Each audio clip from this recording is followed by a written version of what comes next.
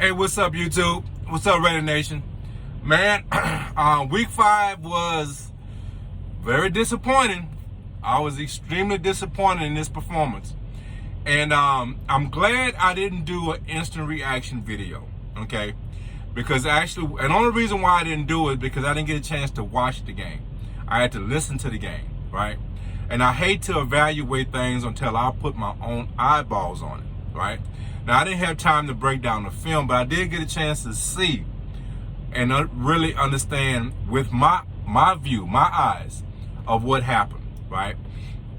So, my first thoughts, and they haven't really changed, is that this offensive line is not playing well, okay? Our run blocking is horrible, okay? Our run blocking is absolutely horrible. Okay, and in conjunction with that, of course, Gruden wants to run the ball. It's not going to work. It's just not going to work. You have to run the ball. I understand that, right? But this team can't run the ball consistently, right? And so it's just a bad marriage, man. Gruden wants to run it, and we can't run it. You know what I'm saying? It's just a bad marriage, right? Now, I'm glad I watched the film because actually Carr had time in the passing games. Not every play. Of course, the Bears was able to get to him and rushing, quarterback rushes and stuff like that. But there were more times than not he had an opportunity to survey the field and get the pass off, okay? So it wasn't a lack of opportunities in the pass game. It's just that, and I'm gonna throw a little bit on Carr also, okay? We're not throwing the ball down the field. And what I mean by that is, I'm talking about 25 plus through the air, okay? Because I got a little pushback saying we had some big plays. I'm not talking about a 10-yard pass that goes for 30. That's not what I'm talking about. I'm talking about in the air, routes run, deep routes run, and throwing the air down the field. That's what I'm talking about. We need to start airing this ball out. And if I recall, I think there was only one pass this whole game. I think there was an overthrow to Edwards, if I'm not mistaken. Okay, I think that might have been the only one. Maybe there was another one and I'm forgetting, But that has to change. If this offense is going to succeed, if this offense is going to have any opportunities to be consistent, we're going to have to get these safeties out of the box. We're going to have to get these linebackers to think that we might be doing something different. Because I don't know if you realize it, there were multiple occasions the Bears was calling out our damn play at the line of scrimmage. That's just how predictable we are now. And this is week 5. If we are this predictable in week 5, Lord knows what's going to happen in week 12. So things has to change. So I had been really frustrated with Gruden and his play calling. But now I'm gonna put Carr in that same room, that same basket, okay? Because Carr is not pushing the ball down the field. Because it doesn't matter what there are some play calls where you're absolutely targeting one particular guy because of this situation, right? But when it's 2nd down and 8, 2nd down and 9, you're going to have plays where there are options. You're going to have a deep route. You're going to have a mid route. You're going to have an underneath route. And you're going to have a check down. Okay? Every play has these levels. In most plays, I would like to think that you have these levels. It's Carr's responsibility when he's in the huddle and he's calling these plays out, telling Ruggs and Edwards, looking at me, hey, I'm looking for you. You understand what I'm saying? Some of it has to be Carr Carr has to take the blunt of some of this criticism also. It's just not Gruden and the plays that he's calling. When he's calling a run play and on first down consistently, that's him. He takes all the blunt of that criticism. But on second down and third downs, when Carr is throwing less than a yard to gain, that's him. He's choosing that option. There's a route that's over the line to gain, and he's not throwing those passes. The offensive line is doing horribly when it comes to run blocking. They're not extremely bad when it comes to pass blocking. There are opportunities there. He's just not taking advantage of them. Okay? He's falling in love with certain players, specifically Renfro, and I have no problem with that. Okay? I really don't have a problem with that. But we have some other guys, man, that you need to recognize needs the ball. Not because of their ego, but because that's what's going to open the field. And I don't know why it's so hard to understand this. I'm a freaking truck driver, you know what I'm saying? And I can see it. I can get it. This is your profession, and you can't get that. You have to throw the ball down the field. We need 4 to 5 deep routes throwing to these guys on these deep routes at least 4 to 5 times a game. I'm serious, man. And not on third and long. Not on third and long. You make a couple of first downs, you get around the 40, 50-yard line, take your shot. Take a shot on first down. You know what I'm saying? Man, this is frustrating. This is so frustrating. Look, these are my guys. I love the Raiders. I will always love the Raiders. Okay? That's never going to change. All right? But, man, something has to change. And look, if that means some coaches got to go, specifically head coach got to go, and look, maybe not head coach leave. Maybe that's not the change. Perhaps I can't pronounce his name. Greg Olsen needs to start calling plays. Or get somebody else in there to call some plays. Now, the only issue I have with that is if things don't work, how is Gruden going to react to it? You know what I'm saying? Because he prides himself on being a good play caller. Well, obviously, it's not working. Even when we won games, the offense wasn't always efficient. Okay? A lot of times it became efficient when we was desperate. But when we, early parts of the game or when we had a lead, it got awfully conservative. It got awfully predictable. And in this league, you don't win. And today, I'm not talking about 20 years ago, 30 years ago. Today, in this league, that crap don't work. So Gruden, maybe that's what you need to do. You need to pass that play calling responsibility to somebody else. Because what's happening right now is not working. Our defense is not horrible. The only problem I have with defense, it happened last week and it happened again this week. We have a problem getting off the field on third downs. We have a problem with crucial situations and allow them to get first downs. Okay? That's where we really have an issue. We actually have some good defensive play. And I really want to give Perriman his props, man. That guy is a tackling machine. I don't know what his contract is. I don't know if he was one that came in on a one-year deal or not. we need to sign that cat. Couple more years, man. If there's anybody on this team needs an extension right now, he needs an extension. That guy is a tackling machine. He brings attitude to this defense, and I love that cat in this scheme, man. I love him in this scheme. Haywood has played very well. Okay, he really has. He's played very well. And who else I really want to talk about?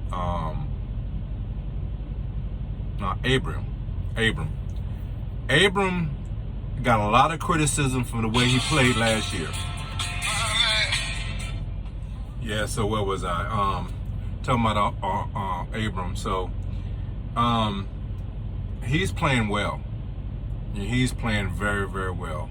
And I think it's because now he understands that he has guys he can trust, and he's not trying to cover. Last year, he was trying to cover for people he didn't have confidence in, right?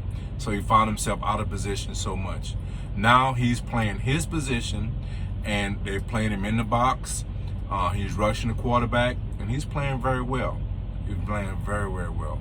I said Haywood is playing good. Perryman. The other guy I was kind of impressed with was Robinson. So this is a second-year guy. Everyone talks about his size, and he plays sticky coverage. You know, he was supposed to be our slot, but now he's playing outside. I think outside might be his spot. I like his play. I like the way he plays. He had a pass interference call, which I thought wasn't a good call. And you know, you're gonna give up passes here and there, but I do like his coverage. He's very seldom just outright beat. You know what I'm saying? It has to be a great throw, a great catch. You know what I'm saying? It has to be something great. And that's all you can ask from a corner. Because like I always say, they pay them guys on the other side too, right? But if you make those windows small, if it has to be the perfect throw, the perfect catch, you know what I'm saying? There are going to be a lot of times when it's not going to be the perfect throw, and you're going to be there to make a pick. That's how it's played. That's how you play corner, right? So I think he's just going to get better. This is his second year. Last year he was on the practice squad. Now he's really getting some true playing. So he's actually like a rookie. You know what I'm saying? Because he's really playing. It's his first time getting real playing time. And I'm impressed. I'm very impressed. Nate Hobbs had a couple nice plays. He's still, like I said, he's going to give up plays every now and then. The only thing I have a concern with, and this is something that, you know, like I said, man, third down, fourth downs, and there wasn't a lot of fourth downs in this game, but those crucial downs, crucial situations, I don't like the way we're performing. One that almost had me catch an aneurysm, right? It was about the 7-minute mark on the fourth quarter. It was 3rd and like 12, right? And we put a wall. We put 5 guys right there at that line to gain, right? And Fields threaded the ball in there, and they was able to get the first down. So my question is this: you got the 5 guys there, right? You got 2 guys playing deep safety, right? One of those 5 guys got to pick up anybody that's coming into that zone close to the line of game. If he's 6 yards short of the line of game, let him catch the ball and you gather to tackle him, right? That's the game plan, right? That's the whole scheme of that defense, of that setup.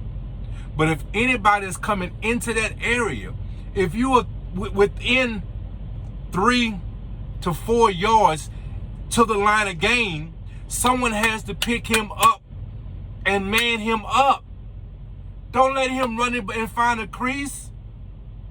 What are you doing? That is bad defense. That is horrible defense against that scheme. So the scheme is cool. I like the scheme. the execution is horrible. So we need to tighten those things up. We really, and I think that, Gus is a good offensive coordinator, good teacher, and I think he can improve on that thing. Because listen, our defense isn't playing bad, right? Now, Chicago scored 20 points, but their last field goal, that was really basic because we gave them the ball and we couldn't move the ball, and but in essence, our defense is keeping the games close. Even San Diego last year, I say San Diego, right? The Chargers last week, right? They didn't just run over our offense. Now, I did mention in that video, we had problems on crucial situations. Third, and they had a ton of fourth down plays. So we couldn't get off the field on third and fourth downs from time to time, but we still, that bend and don't break was kind of there. It's the offense. We're not putting up points. We're not putting up points. And that has to change, man. Our offense has too much potential to put up 9 points. We put up 9 points. That is not, man. And Chicago has a decent defense, but they're not, they could be had, man. Yet, we couldn't do nothing with them. 9 points. Couldn't even get in double digits against the Bears. This offense, we have the potential, basically, I feel, if we're not scoring 20, I would say 25 to 30 points. Okay, let's not. If we're not scoring 20 points, right? 20 to 25 points. I'll put it that way. If we're not scoring 20 to 25 points every game with this offense, with the even with the line playing as bad as it's playing, right? Proper play calling, proper execution, right? Proper adjustments. We have the talent to score 20, 25 points every freaking game. And when we don't do it, it's showing how inefficient we are. So that has to change, man. That has to change. Special teams, we're doing fine in that area. But we have to make some changes, man. I think one of the main things we need to do, Gruden needs to either call better games or find somebody on that staff that can. Because what's happening right now is not working. Even when we was winning, right? And we only won 3 games. So it's not like we won 10 games, you know what I'm saying? But even the games that we won, we really, really wasn't, playing at our highest potential on offense. I still believe that, even when we was winning. Something has to change in that aspect. The defense, the running game, look, you have to have every lineman on the same page for your running game to really be successful. People don't understand how complex a running game is, right? They don't understand it. Well, I ain't gonna say everybody. Some people don't. And until we get an offensive line that's on the same page, we're gonna struggle. Our pass protection is not horrible. We can throw the ball. Carr he does have time to throw the ball. Especially if he can maneuver, move the pocket, things of this nature, He